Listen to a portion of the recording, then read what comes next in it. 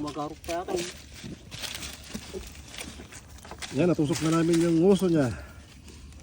Yan. Kung sinong gusto magpalagay ng hikaw sa nguso, pumunta lang kayo dito sa Tanat.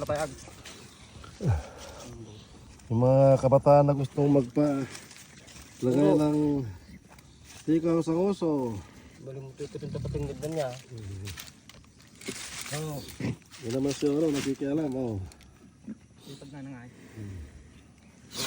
Yan si Jong, expert sa paglalagay ng Ano na pero milimutan na paldeng.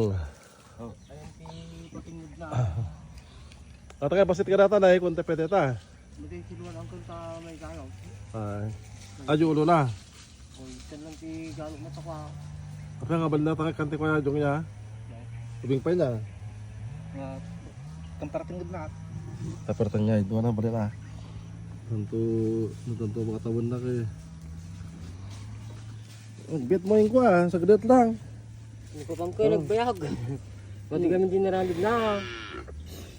Oh, Pagkam na nga. Kana mga ramig mong silpusan. ato sa barod dyan kataling ako ha. Nagdag dari mo. Wala, ba't tamata ko ha. Kataling importante ang tingwa na. Oh, yun yung anak nung kuha, no. Muna na kanain. Panasabat partin ni ilang kon. Kana na, ito yung kasat yung asong pandong mait. Lat yung mait, nag-istigas mait.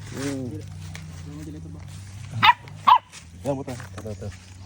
Nagtatalamas ka ka, tigpayan na ka dyan.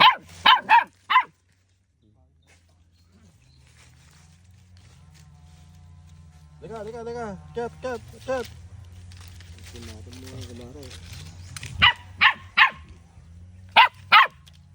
Nagtatalam siya ka, puwaka lang.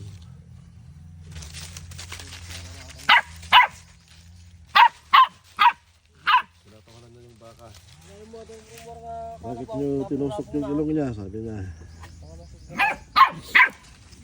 Nagmaya kumata. Nagpamaya at ang mga tala na. Ano masugman niya, paksay. Ito, napintas yung wanatan na uray, sakti may oil tayo, panggod dyan, itibantay ako ha. Huwag lang workout ko, tibigat ko, di palim. Nalawad niya, panganan na. Namagpa ka, umatsara na. Oo na. Nakaipit ka. Wala ka nang kawala, baka tala ka mo oraw, kanam no, kalala yung kamat ah. Hindi problema ba? Yan yung baka na nilagyan namin ng Pang igalutan kita ni Bok. Magino ka, magiging gumawa. tali sa uso. Hindi maramit siya.